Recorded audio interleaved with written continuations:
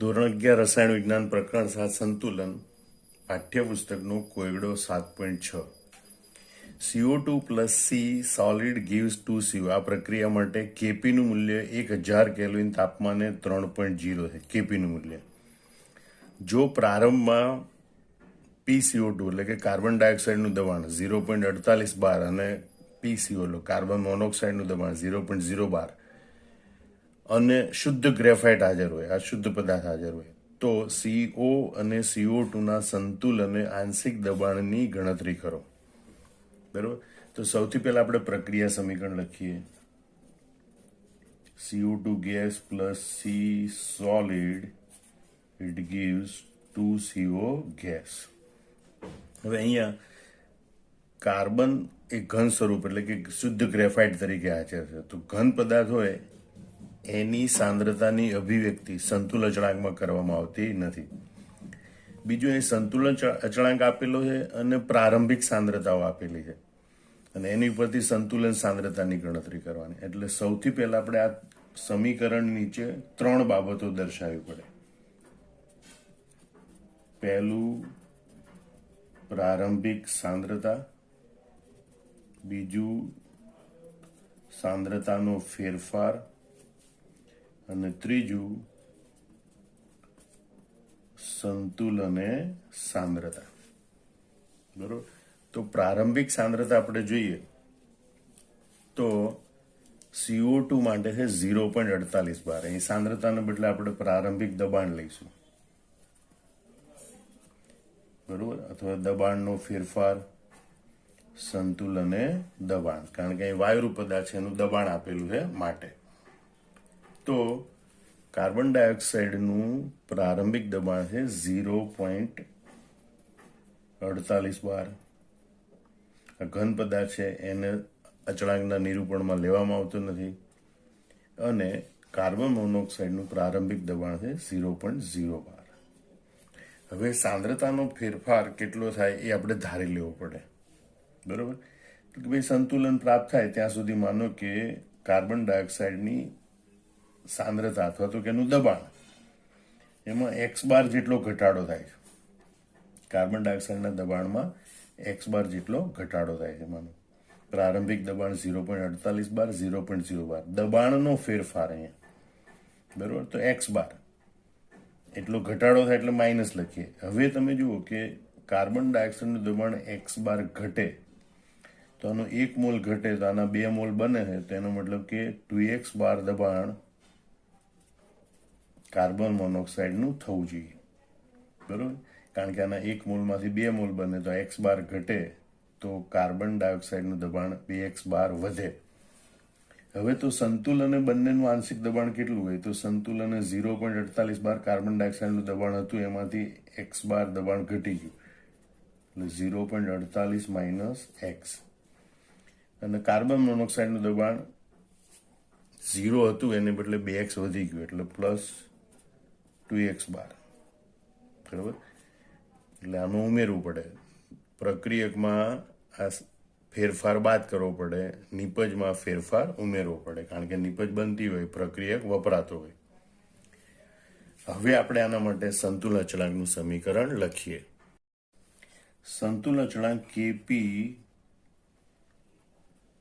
Is equal to P square CO carbon મોનોક્સાઇડનું આંશિક દબાણ એનો સ્ક્વેર અપોન PCO2 કાર્બન ડાયોક્સાઇડનું આંશિક દબાણ. નિપજનું દબાણ છેદમાં પ્રક્રિયકોનું દબાણ.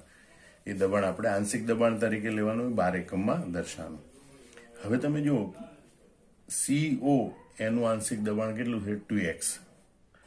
એટલે આપણે લખીએ કે 2x નો સ્ક્વેર અપોન 0.48 માઇનસ x. સંતુલને બંને ઘટકોનું આંશિક દબાણ આપણે આ સમીકરણમાં મૂક્યું માટે આપણને સમીકરણ આ પ્રમાણે મળે. ભાઈ કેપી નું મૂલ્ય કેટલું છે 3.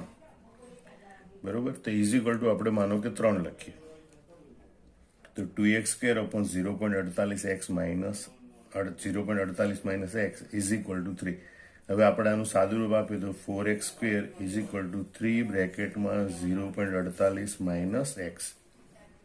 therefore 4x² is equal to 0.48 ગુણ્યા 3 એટલે 1.44 માઇનસ 3 ગુણ્યા x એટલે 3x. આ બંને પદને આ બાદ લઈએ તો 4x² plus 3x minus 1.44 is equal two 0. હવે આ દ્વિઘાત સમીકરણ મળ્યું એનો આપણે એ રીતે ઉકેલ મેળવવો પડે.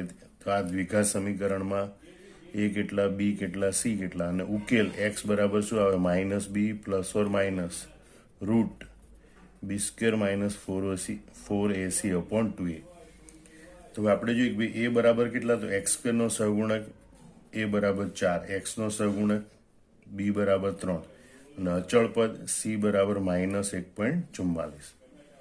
આ બધી કિંમતો આપણે આ સમીકરણમાં મૂકીએ તો આપણને x ની કિંમત મળે x is equal to minus b ની જગ્યાએ લખવાનું 3 plus or minus route b² એટલે 3 નો સ્ક્વેર માઇનસ 4, a ની કિંમત લખવાની 4, c ની કિંમત લખવાની માઇનસ 1.44 અપોન 2 બ્રેકેટમાં a ની કિંમત લખવાની 4.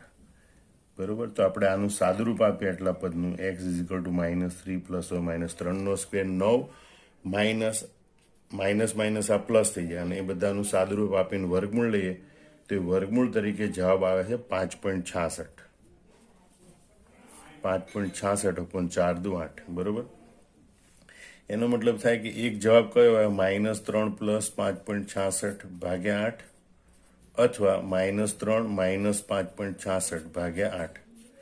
માઇનસ માઇનસ માઇનસ જ રહે એટલે આ ઋણ પદ છે એને આપણે ગણીશું નહીં, માત્ર પ્લસ વાળા પદને ગણીશું. તો આપણે એમ લખીશું x is equal to minus 3 plus 5.66 ભાગ્યા 8. બરોબર. અને એનું સાદુરૂપ આવે છે 0.33. બરોબર. એટલે કે x બરાબર કેટલું મૂલ્ય આવ્યું, 0.33. હવે આપણે સંતુલને બંને ઘટકોના આંશિક દબાણ કરવાના છે. તો સંતુલનને આપણે માનો કે CO2 નું આંશિક દબાણ લઈએ PCO2 તો કેટલું છે 0.48 minus x is equal two 0.48 minus 0.33. બરોબર. અને માટે PCO2 ઇઝ ઇક્વલ ટુ 0.15 બરોબર. એટલે કાર્બન ડાયોક્સાઇડનું આંશિક દબાણ મળે 0.15. બીજો ઘટક છે કાર્બન મોનોક્સાઇડ. તો PCO is equal two 2x is equal two 0.33. બરોબર. અને માટે કાર્બન મોનોક્સાઇડનું આંશિક દબાણ આવે છે 0.66 બાર. બરોબર. આમ આ બે મૂલ્યો આપણને પ્રાપ્ત થાય છે. કાર્બન ડાયોક્સાઇડનું આંશિક દબાણ 0.15 બાર, કાર્બન મોનોક્સાઇડનું આંશિક દબાણ 0.66 બાર. તો આમ આપણને પ્રારંભિક સાંદ્રતાઓ અને સંતુલન અચળાંક આપેલો હોય તો પ્રારંભિક દબાણ અને સંતુલન અચળાંક આપેલો હોય તો એની પરથી આપણે સંતુલન સમયની સાંદ્રતાઓ ગણી શકાય. એ માટે સંતુલન સમય પહેલા સાંદ્રતાનો કે દબાણનો ફેરફાર છે એના માટે x ધારવું પડે અને એને તત્વયુગ મિતિ પ્રમાણે દર્શાવવું પડે. આ બાબત ખાસ યાદ રાખજો. ધોરણ 11 રસાયણ વિજ્ઞાન પ્રકરણ 7 સંતુલન કોયડો 7.7. 2a gives b plus c એ પ્રક્રિયા માટે સંતુલન અચળાંક Kc નું મૂલ્ય 2 ગુણ્યા 10⁻³ છે. અહીંયા Kc નું મૂલ્ય આપી દીધું સંતુલન અચળાંક. હવે આપેલ સમય એટલે કે સંતુલન સમય નહીં, સંતુલન સિવાયના બીજા કોઈ સમયે પ્રક્રિયા મિશ્રણનું સંઘટન A is equal two B is equal two C is equal two 3 ગુણ્યા 10⁻⁴ મોલર. એટલે કે A ની સાંદ્રતા, B ની સાંદ્રતા, C ની સાંદ્રતા બધાની સાંદ્રતા 3 ગુણ્યા 10⁻⁴ મોલર છે. તો પ્રક્રિયા કઈ દિશામાં આગળ વધશે, મતલબ આપેલ સમયે જો સંઘટન આપેલું હોય તો એને આપણે કોઈ t સમયની સાંદ્રતાઓ ગણી લઈએ. આપેલ સમય t એ ઘટકોની સાંદ્રતા. બરોબર. તો ઘટક A ની સાંદ્રતા t સમયે 3 ગુણ્યા 10⁻⁴ મોલર, ઘટક B ની મોલર સાંદ્રતા t સમયે 3 ગુણ્યા 10⁻⁴ મોલર, ઘટક C ની t સમયે સાંદ્રતા બરાબર 3 ગુણ્યા 10⁻⁴ મોલર. ત્રણેયની સાંદ્રતા એટલી. હવે અમુક ચોક્કસ સમયે જે સાંદ્રતા હોય એ પૈકી નિપજની સાંદ્રતા અને પ્રક્રિયકની સાંદ્રતાનો ગુણોત્તર લઈએ તો આપણને પ્રક્રિયા ભાગફળ ક્યુસી મળે. તો પ્રક્રિયા ભાગફળ ક્યુસી ઇઝ ઇક્વલ ટુ, બરોબર, એટ ટી ટાઈમ, ટી સમય. તો ટી સમયે નિપજોની સાંદ્રતા, નિપજ તરીકે બીની ટી સમયની સાંદ્રતા, નિપજ સીની ટી સમયની મોલર સાંદ્રતા, નિપજ એની ટી સમયની મોલર સાંદ્રતા. પણ એનો તત્વમિતિ ગુણાંક 2 છે એટલે ઘાતાંક તરીકે આપણે 2 લખીશું. આ બધી સાંદ્રતાઓનો કિંમત આમાં મૂકીએ આપણે. 3 ગુણ્યા 10⁻⁴ ગુણ્યા સી એટલે પણ 3 ગુણ્યા 10⁻⁴ અપોન 3 ગુણ્યા 10⁻⁴ એનો સ્ક્વેર. આ 2 વખત છે અને આ 2 વખત છે એટલે જવાબ આવે 1. આમ ક્યુસી ટી સમયને પ્રક્રિયા ભાગફળનું મૂલ્ય ક્યુસી બરાબર 1 છે. હવે એની સરખામણી આપણે કેસી સાથે કરીએ, પરંતુ કેસી ઇઝ ઇક્વલ ટુ 2 ગુણ્યા 10⁻³ એટલે કે 0.002 છે. હવે આ બેમાંથી કોનું મૂલ્ય વધારે? તો ક્યુસીનું મૂલ્ય વધારે છે, 1 છે. તો અહીંયા ક્યુસી ઇઝ ગ્રેટર દેન કેસી છે. જો ક્યુસીનું મૂલ્ય વધારે હોય તો એમ કહે છે કે પ્રક્રિયા પ્રતિગામી દિશામાં આગળ વધશે. પ્રક્રિયા પ્રતિગામી દિશામાં આગળ વધતી હશે. આપેલ સમયે પ્રક્રિયા એ પ્રતિગામી દિશામાં આગળ વધતી હશે એમ સાબિત થાય છે. ધોરણ 11 રસાયણ વિજ્ઞાન પ્રકરણ 7 સંતુલન પાઠ્યપુસ્તકનો કોયડો 7.8. 13.8 ગ્રામ N2O4 1 લીટર કદના પ્રક્રિયા પાત્રમાં 400 કેલ્વિન તાપમાને લેવામાં આવ્યો અને સંતુલન પ્રાપ્ત થવા દીધું. N2O4 ને ગરમ કરે એટલે એનું વિઘટન થાય, નાઇટ્રોજન ડાયોક્સાઇડ બને એટલે N2O4 gives 2NO2. આ પ્રમાણેની પ્રક્રિયા રહે. સંતુલન પ્રાપ્ત થાય ત્યારે એ વખતે કુલ દબાણ 9.15 બાર માલુમ પડ્યું. તો સંતુલને દરેક ઘટકના આંશિક દબાણ ગણો તેમજ કેપી અને કેસી ગણો. સામાન્ય રીતે આપણને કેપી કે કેસી આપેલો હોવો જોઈએ અને પછી સંતુલનના આંશિક દબાણની ગણતરી કરવી જોઈએ. એને બદલે આપણને કુલ દબાણ આપેલું છે. તો કુલ દબાણનો ઉપયોગ કરીને પણ સંતુલન આંશિક દબાણ ગણી શકાય. પણ એના માટે આપણને પ્રારંભિક સાંદ્રતા આપેલી હોય છે અથવા તો પ્રારંભિક દબાણ આપેલું હોય છે. એ દબાણની વાત છે એટલે N2O4 નું પ્રારંભિક દબાણ આપેલું હોવું જોઈએ. પણ દબાણ આપવાને બદલે આપણને 13.8 ગ્રામ અને 1 લીટર કદ એમ આપેલું છે. તો આદર્શ વાયુ સમીકરણ પીવી બરાબર NRT નો ઉપયોગ કરી અને આપણે એ દબાણ શોધી શકીએ. બરાબર, પીવી બરાબર NRT, જ્યાં N એટલે શું? મોલ. મોલ એટલે દળ ભાગ્યા મોલર દળ. તો પીવી બરાબર WRT ભાગ્યા મોલર દળ. W એટલે દળ, MW એટલે મોલર દળ, દળ ભાગ્યા મોલર દળ એટલે N. અને આપણે P એટલે કે દબાણ શોધવું છે, એનું સૂત્રનો કરતા બનાવીએ તો WRT ભાગ્યા MW ઇન્ટુ V. હવે અહીંયા આપણે જે રકમમાં આપેલા એ બધા પદોની બાજુમાં યાદી બનાવીએ. તો W એટલે કે પદાર્થનું દળ જે આપણને આપેલું છે 13.8 ગ્રામ. બરોબર. R એટલે વાયુ અચળાંક. વાયુ અચળાંકનું મૂલ્ય આ માટે લેવાનું હોય 0.083 12 litre inverse kelvin inverse, 12 mall inverse kelvin inverse, 12 mall inverse kelvin inverse. R નો એકમ આ હોય છે 12 હોય ત્યારે. T બરાબર પ્રક્રિયાનું તાપમાન આપેલું છે 400 કેલ્વિન. બરોબર. MW એનો મતલબ કે N2O4 નું મોલર દળ બરાબર 2 કૌંસમાં નાઇટ્રોજનનો પરમાણુ પર 14 વત્તા 4 કૌંસમાં ઓક્સિજનનો પરમાણુ પર 16, 28 વત્તા 64 બરાબર 92 ગ્રામ પ્રતિ મોલ. બરોબર. એટલે એનું મોલર દળ આપણને આટલું. અને V એટલે કદ. કદ રકમમાં આપેલું છે 1 લીટર.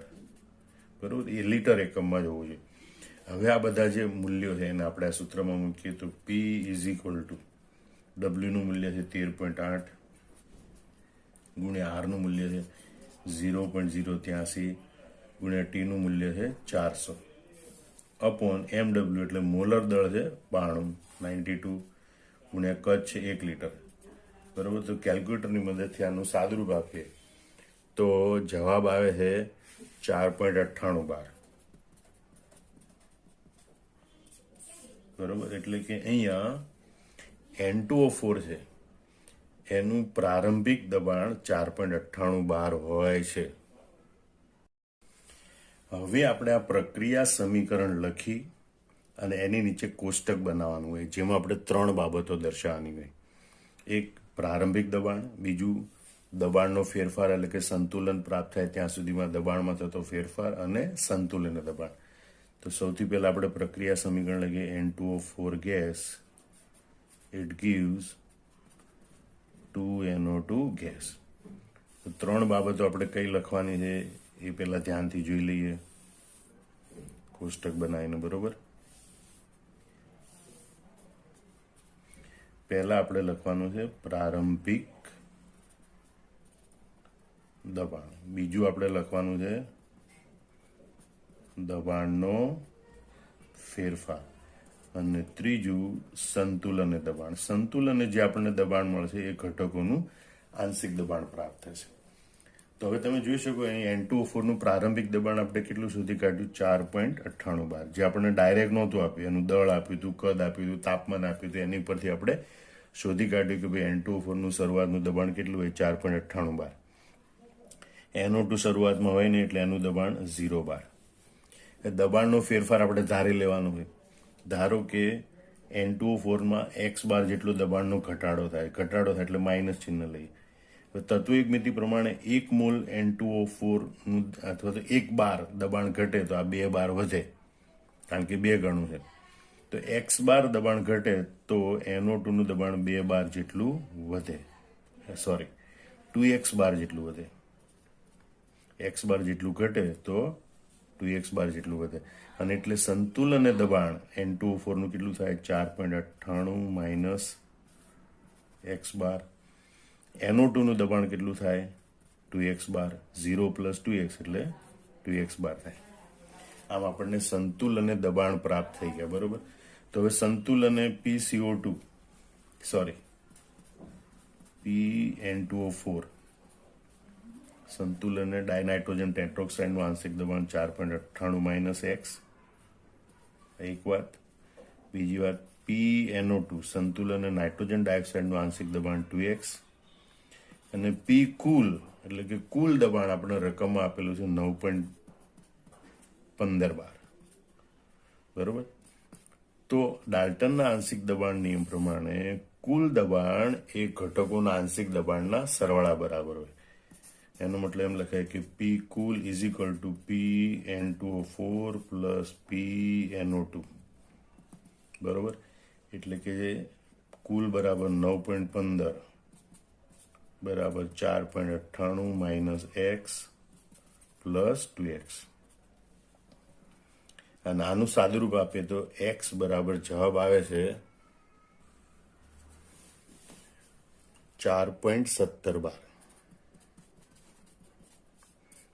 આમ x નું મૂલ્ય આપણને પ્રાપ્ત થયું 4.17 બાર. હવે એના ઉપરથી આપણે સંતુલન દરેક ઘટકના આંશિક દબાણ લખી શકીએ. માનો કે સંતુલન ઘટક N2O4 નું આંશિક દબાણ PN2O4 બરાબર કેટલું છે? 4.98 માઇનસ x, બરોબર. એટલે કે 4.98 માઇનસ x ની કિંમત છે 4.17, બરોબર. 98 માંથી 17 જાય 81, એટલે કે PN2O4 બરાબર 0.81 બાર. સંતુલન ડાયનાઇટ્રોજન ટેટ્રોક્સાઇડ એનું આંશિક દબાણ 0.81 બાર મળશે. તો સંતુલન નાઇટ્રોજન ડાયોક્સાઇડ નું આંશિક દબાણ PNO2 is equal two 2x બરાબર 2 ગુણ્યા 4.17, બરોબર.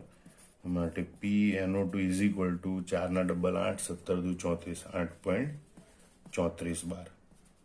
આમ સંતુલન NO2 નું આંશિક દબાણ આપણને પ્રાપ્ત થશે 8.34 બાર, બરોબર. તો આ રીતે સંતુલન બંને ઘટકોના આંશિક દબાણ આપણને પ્રાપ્ત થાય. હવે આપણે Kp અને Kc ની ગણતરી કરવાની છે, બરોબર. તો સમીકરણ પરથી પહેલા આપણે Kp નું સૂત્ર લખીએ. એટલે કે ભાઈ Kp ઇઝ ઇક્વલ ટુ નિપજનું આંશિક દબાણ છેદમાં પ્રક્રિયકનું આંશિક દબાણ. નિપજ NO2 એનું આંશિક દબાણ PnO2 એનો સ્ક્વેર, કારણ કે તત્વ એક મિતિ ગુણાંક 2. પ્રક્રિયકનું આંશિક દબાણ એટલે PN2O4. બરોબર. નિપજ તરીકે PnO2 નું આંશિક દબાણ છે 8.34, એટલે 8.34 નો સ્ક્વેર ભાગ્યા N2O4 નું આંશિક દબાણ છે 0.81, એટલે આપણે અહીં લખીએ 0.81. અને માટે સાદુરૂપ આપીએ તો Kp નું મૂલ્ય આવે છે Kp is equal two 85.87. Kp નું મૂલ્ય આવે છે 85.87. હવે એના ઉપરથી આપણે Kc નું મૂલ્ય શોધવું છે, તો એના માટે આપણે Kp અને Kc વચ્ચેનો સંબંધ દર્શાવતું સૂત્ર છે એનો ઉપયોગ કરવો પડે. અને એ સૂત્ર આપણને આ પ્રમાણે પ્રાપ્ત થાય છે Kp is equal to Kc RT raise to delta n. બરોબર. જે આપણને Kp નું મૂલ્ય ખબર છે 85.87, Kc નું મૂલ્ય આપણે શોધવાનું છે. R નું મૂલ્ય આપણને માલુમ છે 0.083, T નું મૂલ્ય માલુમ છે આપણને 400 કેલ્વિન. ડેલ્ટા n એટલે શું? તો ડેલ્ટા n એટલે NpG માઇનસ NRG. વાયુરૂપ પ્રોડક્ટ એટલે નિપજ, વાયુરૂપ નિપજના મોલ. તો વાયુરૂપ નિપજના મોલ કેટલા? વાયુરૂપ નિપજના મોલ 2. બરોબર. એટલે અહીંયા આપણે લખીશું 2. વાયુરૂપ પ્રક્રિયકના મોલ કેટલા? તો વાયુરૂપ પ્રક્રિયકના મોલ 1. બરોબર. એટલે આપણે અહીંયા લખીશું 1. આમ ડેલ્ટા n નું મૂલ્ય આપણને પ્રાપ્ત થાય છે 1. હવે બધી કિંમતો છે આપણે આ સૂત્રમાં મૂકીએ. બરોબર. Kp નું મૂલ્ય કેટલું છે 85.87. Kc નું મૂલ્ય આપણે શોધવાનું છે. R નું મૂલ્ય કેટલું છે 0.083 ગુણ્યા T નું મૂલ્ય, તાપમાન કેટલું છે 400 કેલ્વિન. બરોબર. અને ડેલ્ટા n નું મૂલ્ય 1. એનો મતલબ થાય કે Kc ઇઝ ઇક્વલ ટુ આ બંને પદને આપણે છેદમાં લખવા પડે 85.87 ભાગ્યા 0.083 ગુણ્યા 400. અને આને સાદુરૂપ આપીએ તો જવાબ આવે છે 2.586. બરોબર. એટલે કે Kc is equal two nearly equal to 2.6. આમ Kc નું મૂલ્ય આપણને પ્રાપ્ત થાય છે 2.6. પાઠ્યપુસ્તકમાં આ પ્રમાણે દર્શાવેલું, એટલે આપણે એ પ્રમાણે લખીએ. બાકી Kc નું મૂલ્ય 2.586 પણ લખી શકાય. તો આમાં સમગ્ર દાખલો જોઈએ તો પહેલા આપણે ધ્યાનથી જોવાનું કે ભાઈ શરૂઆતનું દબાણ નથી આપેલું, દળ અને કદ આપેલું છે, તો એની પરથી આપણે પ્રારંભિક દબાણ શોધ્યું. પછી સંતુલ અને આંશિક દબાણ શોધવા માટે આવું કોષ્ટક બનાવ્યું, જેમાં 3 વસ્તુ લખવી પડે: પ્રારંભિક દબાણ, દબાણનો ફેરફાર અને સંતુલન દબાણ. જે પૈકી દબાણનો ફેરફાર આપણે એક્સમાં દર્શાવવો પડે, ધારી લેવો પડે. અને કુલ દબાણના આધારે આપણે એક્સ નું મૂલ્ય શોધ્યું, નહીતર આપણે દ્વિઘાત સમીકરણ આવે. એને બદલે કુલ દબાણ છે, તો કુલ દબાણના આધારે આપણે એક્સ નું મૂલ્ય શોધ્યું. અને એક્સના મૂલ્ય પરથી આપણે N2O4 અને NO2 એ બંનેના આંશિક દબાણ મેળવ્યા.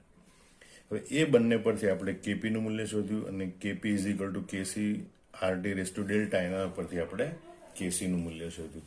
તો આમ આ દાખલો 1-2 વાર ગણી અને પછી 1-2 વાર વિડીયો જોઈ અને પછી દાખલો જાતે ગણવાનો. જય સ્વામિનારાયણ.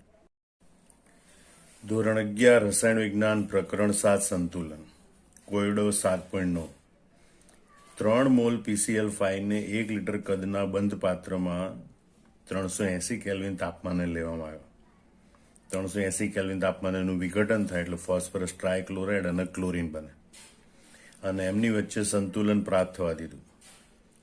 તો સંતુલને મિશ્રણનું સંગઠન નક્કી કરો. એટલે કે સંતુલન સમયે PCl5, PCl3 અને Cl2 ની સાંદ્રતા નક્કી કરો. સંતુલન અચળાંક Kc બરાબર 1.8. હવે આપણે જોઈએ કે સંતુલન અચળાંક આપેલો હોય અને પ્રારંભિક સાંદ્રતા કે દબાણ આપેલું હોય તો એની પરથી સંતુલન સમયની સાંદ્રતાઓ ગણી શકાય. અહીંયા PCl5 નું પ્રારંભિક દબાણ કે સાંદ્રતા નથી આપે, એને બદલે મોલ અને કદ આપ્યું છે, તો એની પરથી પ્રારંભિક સાંદ્રતા ગણી શકાય. તો સૌથી પહેલા આપણે જોઈએ PCl5 ની પ્રારંભિક મોલર સાંદ્રતા. મોલર સાંદ્રતા એટલે મોલ પ્રતિ લીટરમાં સાંદ્રતા, એટલે N/V. N એટલે મોલ અહીંયા 3 મોલ પદાર્થ છે PCl5 અને એનું પાત્રનું કદ 1 લીટર છે, એટલે 1 લીટર, એટલે પ્રારંભિક સાંદ્રતા થશે 3 મોલ લીટર ઇનવર્સ, એટલે કે 3 મોલર. બરોબર. આમ PCl5 ની શરૂઆતની સાંદ્રતા 3 મોલર હોય છે. હવે પ્રારંભિક સાંદ્રતા અને સંતુલન અચળાંક પરથી જ્યારે સંતુલન સમયની સાંદ્રતાઓ ગણવાની હોય ત્યારે પહેલા પ્રક્રિયા સમીકરણ લખી અને એની નીચે 3 બાબતો દર્શાવવાની હોય. PCl5 gives PCl3 plus Cl2 gas. તો અહીંયા જે 3 બાબતો દર્શાવવાની છે આ પ્રમાણે હોય છે, જેને આપણે કોષ્ટક સ્વરૂપે રજૂ કરવાની હોય. 3 ખાનાવાળું કોષ્ટક બનાવવાનું હોય. એમાં પહેલા હોય છે શરૂઆતની સાંદ્રતા,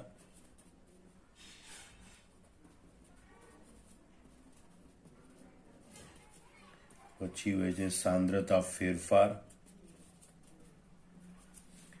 અને ત્રીજું હોય છે સંતુલન સમયની સાંદ્રતા અથવા સંતુલને સાંદ્રતા. પ્રારંભિક સાંદ્રતા આપેલી હોય, અહીંયા પ્રારંભિક સાંદ્રતા આપેલી છે 3 મોલર PCl5 ની, અને શરૂઆતમાં આ બંનેની સાંદ્રતા નથી આપી, એનો મતલબ કે બંનેની સાંદ્રતા 0 મોલર છે. સાંદ્રતાનો ફેરફાર એ આપણે ધારી લેવાનું, કારણ કે એ સાંદ્રતાનો ફેરફાર કેટલો થાય એના પરથી સંતુલન સાંદ્રતા શોધવાની છે. એટલે ધારો કે PCl5 ની સાંદ્રતા છે એમાં x મોલર જેટલો ઘટાડો થાય, એટલે માઇનસ લખવાનું. તો તત્વયોગ નીતિ પ્રમાણે આ 1 મોલ વપરાય તો PCl3 અને Cl2 1 મોલ બને, તો x મોલ વપરાય તો બંને x મોલ બને. બરોબર. એટલે આ બંનેની સાંદ્રતામાં x મોલર જેટલો વધારો થશે. એટલે સંતુલન સાંદ્રતા કેટલી થાય? તો કે PCl5 ની શરૂઆતની સાંદ્રતા 3 મોલર હતી, x મોલર સાંદ્રતા ઘટી ગઈ, એટલે સંતુલન 3 - x મોલર થાય. જ્યારે આ બંનેની સાંદ્રતા 0 મોલર હતી એને બદલે x મોલર વધી ગઈ, એટલે સંતુલન બંનેની સાંદ્રતા x મોલર થશે. આમ આપણને સંતુલન સાંદ્રતા 3 - x molar, x molar, x molar આ તે પ્રાપ્ત થાય છે. હવે આપણે સંતુલન અચળાંકનું સમીકરણ લખીએ આ સમીકરણ માટે, અને એની અંદર આ સંતુલન સાંદ્રતાઓની કિંમતો મૂકવાની. તો સંતુલન અચળાંકનું સમીકરણ છે અહીંયા Kc મોલર સાંદ્રતા, એટલે Kc ઇઝ ઇક્વલ ટુ નિપજોની સાંદ્રતા, PCl3 ની સંતુલન મોલર સાંદ્રતા, Cl2 ની સંતુલન મોલર સાંદ્રતા અપોન PCl5 ની સંતુલન મોલર સાંદ્રતા. Kc નું મૂલ્ય કેટલું આપેલું છે? 1.8 ઇઝ ઇક્વલ ટુ PCl3 અને Cl2 ની સાંદ્રતા x મોલર અપોન 3 - x. સાદુરૂપ આપીએ આપણે તો x2, અને આ 3 - x ને ગુણકમાં લઈએ તો x2 ઇઝ ઇક્વલ ટુ 1.8 કૌંસમાં 3 - x માટે x2 ઇઝ ઇક્વલ ટુ 18 × 54 એટલે 5.4 - 1.8x. બરોબર. અને આ બંને પદને આ બાદ લઈએ તો x2 plus 1.8x minus 5.4 is equal two 0. આ પ્રમાણેનું આપણને દ્વિઘાત સમીકરણ પ્રાપ્ત થાય. હવે આ દ્વિઘાત સમીકરણમાં a, b અને c ની મૂલ્ય લખવાના, અને એ મૂલ્યોને આપણે -b plus or minus route b² - 4ac/2a માં મૂકવાના. x² નો સહગુણક કશો નથી એટલે 1 ગણાય, એટલે a બરાબર 1. x નો સહગુણક એને b ગણાય એટલે b બરાબર 1.8, અને અચળ પદ c ગણાય, c નું મૂલ્ય -5.4. આ કિંમતો હવે આપણે આ સમીકરણમાં મૂકીએ તો x is equal to -1.8 plus or minus રૂટમાં b નો સ્ક્વેર એટલે 1.8 નો સ્ક્વેર -4 કૌંસમાં એનું મૂલ્ય 1 અને c નું મૂલ્ય -5.4 અપોન 2 બ્રેકેટમાં એનું મૂલ્ય 1. તો -1.8 પ્લસ ઓર માઇનસ આનું સાદુરૂપ આપીએ વર્ગમૂળ કરીને તો જવાબ આવે છે 4.98 ભાગ્યા 2. બરોબર. માઇનસ માઇનસ, જો માઇનસ ચિહ્ન લઈશું તો માઇનસ વાળું પદ છે ઋણ પદ, એ આપણે ગણી શકીએ નહીં, બરોબર. એટલે ઋણ આમ જવાબ આવે તો આમ આવે -1.8 પ્લસ 4.98 ભાગ્યા 2 અથવા -1.8 માઇનસ 4.98 ભાગ્યા 2, બરોબર. તો આ ઋણ મૂલ્ય શક્ય નથી, કારણ કે માઇનસ માઇનસ ઋણ મૂલ્ય મળશે, ઋણ મૂલ્ય શક્ય નથી. અને માટે એક્સનો જવાબ આનું સાદરૂપ આપીએ તો આવે છે x ઇઝ ઇક્વલ ટુ 1.59. એક્સની કિંમત આવે 1.59. હવે આપણે આ કિંમત છે એની મદદથી સંતુલને આ ત્રણેય ઘટકોની સાંદ્રતા શોધવાની. તો PCl5 ની સાંદ્રતા, બરોબર, is equal two 3 minus x is equal two 3 minus 1.59 is equal two 1.41 molar, બરોબર. એટલે સંતુલને PCl5 ની સાંદ્રતા 1.41 મોલર મળે છે. જ્યારે PCl3 અને Cl2 ની સાંદ્રતા સરખી છે. PCl3 ની સાંદ્રતા ઇઝ ઇક્વલ ટુ Cl2 ની સાંદ્રતા સંતુલન is equal two x molar, અને એની x ની કિંમત આવી છે 1.59 મોલર, એટલે 1.59 મોલર, બરોબર. આમ સંતુલને સંઘટન એટલે કે ઘટકોની સાંદ્રતા, PCl5 ની સાંદ્રતા 1.41 મોલર, PCl3 ની સાંદ્રતા 1.59 મોલર અને Cl2 ની સાંદ્રતા 1.59 મોલર હોય છે. ધોરણ 11 રસાયણ વિજ્ઞાન પ્રકરણ 7 સંતુલન, કોયડો 7.10. ગ્લાયકોલિસિસમાં ગ્લુકોઝના ફોસ્ફોરાયલેશન માટે ડેલ્ટા G0 નું મૂલ્ય 13.8 કિલો જૂલ પ્રતિ મોલ છે. તો 298 કેલ્વિન તાપમાને કેસી નું મૂલ્ય શોધો. અહીં ડેલ્ટા G0 અને કેસી વચ્ચેનો સંબંધ દર્શાવતા સૂત્રનો ઉપયોગ કરવો પડે, અને એ સૂત્ર આ પ્રમાણે છે: delta G0 is equal two -2.303 RT log K, અથવા તો કેસી અથવા તો કેપી. હવે અહીંયા જે રકમમાં છે બધા પદોની આપણે યાદી બનાવી, આપણે કેસી શોધવાનું છે, એટલે એને આપણે સૂત્રનો કરતા બનાવીએ. તો log KC is equal to delta G0 upon -2.303 RT. હવે અહીંયા આપણે જોઈએ કે ડેલ્ટા G0 એટલે એનું મૂલ્ય આપ્યું છે આપણને 13.8 કિલો જૂલ પ્રતિ મોલ, જેને આપણે જૂલમાં દર્શાવવાનું, એટલે કે 13,800 જૂલ પ્રતિ મોલ. બીજું આપણને આર નું મૂલ્ય આપ્યું છે. આર નું મૂલ્ય આપણે જૂલના સંદર્ભમાં દર્શાવવાનું, તો જૂલના સંદર્ભમાં આર નું મૂલ્ય હોય છે 8.314 joule kelvin inverse mall inverse. અને ટી એટલે તાપમાન, કેલ્વિનમાં તાપમાનનું મૂલ્ય આપ્યું છે 298 કેલ્વિન, બરોબર. હવે આ મૂલ્ય છે એને આપણે આ સમીકરણમાં મૂકવાના. તો is equal to delta G0 એટલે 13,800 અપોન -2.303 ગુણ્યા 8.314 ગુણ્યા 298. કેલ્ક્યુલેટરની મદદથી સાદુરૂપ આપીએ તો જવાબ આવે છે -2.4186 log કેસી બરાબર. અને માટે કેસી બરાબર એન્ટી-લોગ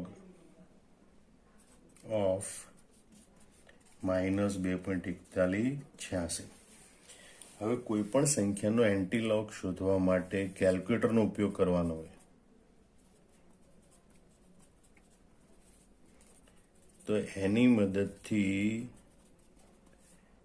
એન્ટી-લોગ કેવી રીતે શોધાય? તો આ મૂલ્ય લખવાનું, મૂલ્ય પછી ભાગ્યા 3558 કરવાનું. પછી +1 કરવાનું કેલ્ક્યુલેટરમાં અને પછી ગુણ્યા ઇક્વલ ટુ આ બંને બટન વારા પરથી 13 વખત પ્રેસ કરવાના. આમ કરવાથી આપણને આનું એન્ટીલોગનું મૂલ્ય મળે. આનું એન્ટીલોગનું મૂલ્ય કેલ્ક્યુલેટરની મદદથી પ્રાપ્ત થાય છે 0.00381. 0.00381 એટલે કે KC ઇઝ ઇક્વલ ટુ 3.81 ગુણ્યા 10⁻³ આમ ડેલ્ટા જી પરથી કેસી નું મૂલ્ય આપણને આટલું પ્રાપ્ત થાય 3.81 ગુણ્યા 10⁻³ એ ફરથી જોઈ લો કેલ્ક્યુલેટરની મદદથી એન્ટીલોગ કેવી રીતે શોધાય. તો આ મૂલ્ય દર્શાવવાનું, પ્લસ હોય તો પ્લસ, માઇનસ હોય તો માઇનસ. પછી ભાગ્યા 3558 કરવાનું, +1 કરવાનું અને પછી તરત જ ગુણ્યા ઇક્વલ ટુ 13 વખત કરવાનું કેલ્ક્યુલેટરમાં. અને એટલે આપણને આ રીતે જવાબ પ્રાપ્ત થશે 0.00381 એટલે કે 3.81 ગુણ્યા 10⁻³. ધોરણ 11 રસાયણ વિજ્ઞાન પ્રકરણ 7 સંતુલન. કોયડો 7.11. પ્રકરણ 7 કોયડો 11. સુક્રોઝનું જળ વિભાજન નીચે મુજબ થાય છે. Sucrose plus H2O gives glucose plus fructose. આ પ્રક્રિયા માટે 300 કેલ્વિન તાપમાને સંતુલ અચળાંક Kc બરાબર 2 ગુણ્યા 10⁻13 છે. તો 300 કેલ્વિન તાપમાને ડેલ્ટા G0 ગણો.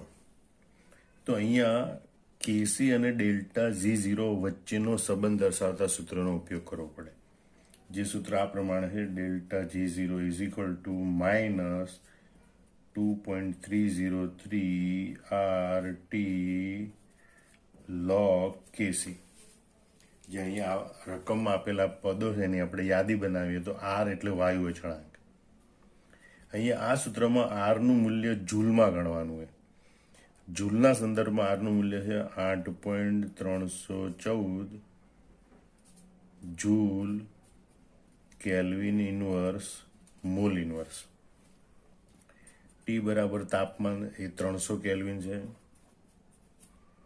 અને કેસી એટલે કે સંતુલ અચળાંક જેનું મૂલ્ય આપેલું છે 2 ગુણ્યા 10⁻13. આ કિંમતો આપણે આ સમીકરણમાં મૂકવાની. તો ઇઝ ઇક્વલ ટુ -2.303 ગુણ્યા આર નું મૂલ્ય છે 8.314 ગુણ્યા ટી નું મૂલ્ય છે 300 ગુણ્યા log 2 ગુણ્યા 10⁻13 ઇઝ ઇક્વલ ટુ -2.303 ગુણ્યા 8.314 ગુણ્યા 300 ગુણ્યા અહીંયા આ બે ગુણાકાર છે તો log છૂટા પાડે તો સરવાળો થાય, મતલબ log 2 પ્લસ log 10⁻13. log 10⁻13 એટલે 13, એટલે આમ કહી શકાય કે 13 પ્લસ log 2 એટલે log 2 નું મૂલ્ય છે 0.3010. એટલે હજી આપણે એક સ્ટેપ આગળ લખીએ -2.303 ગુણ્યા 8.314 ગુણ્યા 300 ગુણ્યા 13.3010. આ બધાનો ગુણાકાર કરીએ તો સાદુરૂપ આવે છે -76402.8 જૂલ મોલ ઇનવર્સ. એને આપણે કિલો જૂલમાં લખવું હોય તો ડેલ્ટા G0 નું મૂલ્ય આ રીતે લખાય, ડેલ્ટા G0 બરાબર -76.4 કિલો જૂલ મોલ ઇનવર્સ. આમ કેસી ના મૂલ્ય પરથી પ્રમાણિત મુક્ત ઉર્જા ફેરફાર ડેલ્ટા G0 નું મૂલ્ય આપણને 76.4 કિલો જૂલ પ્રતિ મોલ પ્રાપ્ત થાય છે.